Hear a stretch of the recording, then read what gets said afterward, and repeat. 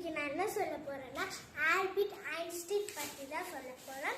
இவர் 1879 மார்ச் 14 ஜெர்மனியில் பிறந்தார். 20ஆம் நூற்றாண்டின் மிக சிறந்த இயற்பியல்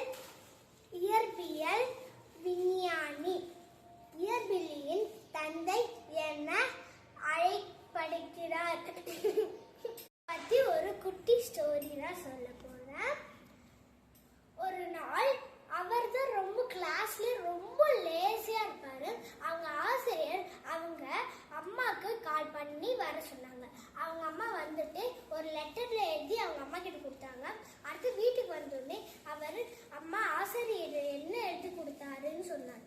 அதனால அந்த லெட்டரை ஒரு பாக்ஸ்குள்ள வச்சுட்டு அவங்களே புதுசா ஒரு லெட்டர் எடுத்து அதுல பெண்ணை வச்சு எழுதிட்டு, நீதான கிளாஸ்லயே டாப்பரா படிக்கிற, வேற யாருமே ஒரு மாதிரி படிக்கலையான்னு சொன்னாரு. அதுவும் அடுத்து கொஞ்ச நாள் ஆனோடனே பெருசானோடனே அவங்க அம்மா இறந்துட்டாங்க.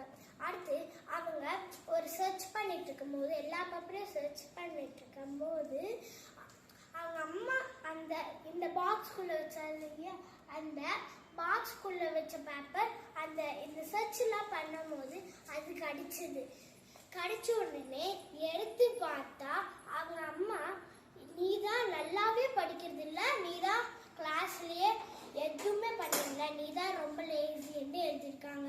ஆனா அப்ப நினைச்சாங்க அவர், ஐயோ அவங்க அம்மா நம்ம கவலை பண்ணக்கூடாதுன்ட்டு எழுதி தந்திருக்காங்கன்ட்டு அவர் அழுந்தாரு.